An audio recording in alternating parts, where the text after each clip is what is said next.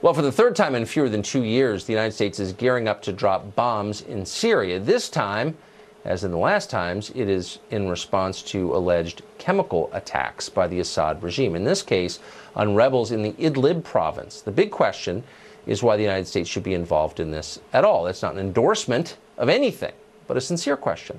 More than 10,000 rebels in that province are believed to be allied with al-Qaeda. So that would mean that 17 years after 9/11, America could soon find itself bombing a country to protect al-Qaeda sympathizers. Why would we do that? David Tafuri was a foreign policy expert for Barack Obama's presidential campaign, and he joins us tonight to explain. David, it's great to see you. Good to see you, Tucker.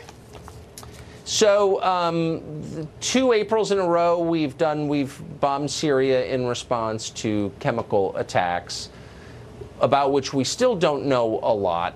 Rather than have a debate with you about who's lying and how much we know, let's just, for the sake of argument, pretend that we can take at face value these reports, which we can't, but let's just pretend that we can. Why would this be in America's interest to bomb a government for attacking al-Qaeda sympathizers?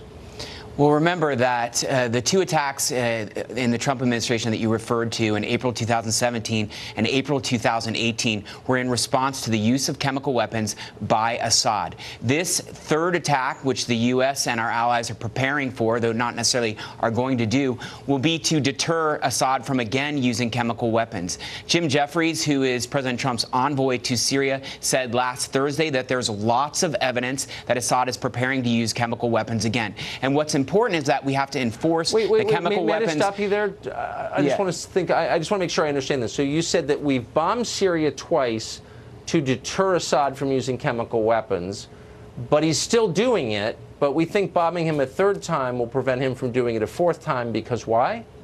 Well, he would have done it a lot more had we not done that. And it's clear that every time the U.S. uses force, Assad backs off. The one thing that Assad and his partners in Syria, Russia and Iran fear is U.S. use of force. That's what they fear. I'm so confused. Now, I know I'm not a certified foreign policy expert, just a dumb plebe trying to keep up with this. But you just said that you are claiming, and the government is claiming, that he again used chemical weapons. But again, I don't understand. We didn't deter him, apparently, because he's still doing it. So why do we think this time will deter him?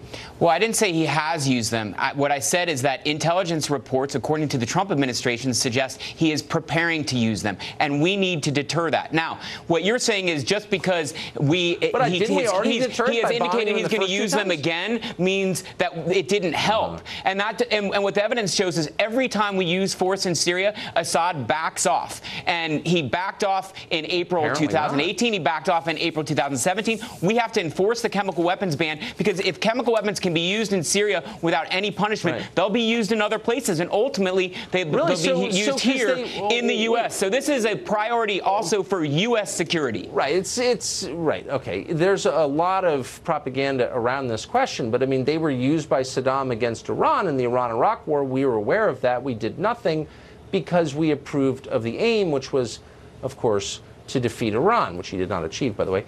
Now, as you know as well as I, let's stop pretending, this is all preparatory to some sort of movement against Iran. This is about Iran. If Iran didn't support Syria, we wouldn't be considering this. So why can't people just be honest and say, we want to have a war with Iran.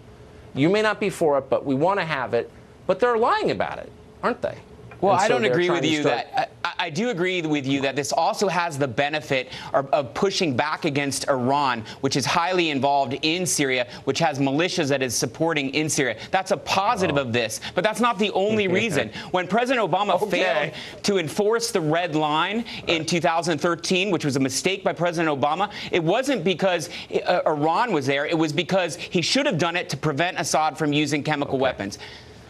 We're out of time, David. I hope you'll come back on this question. Good to see you. Thank you. Thanks, Tucker.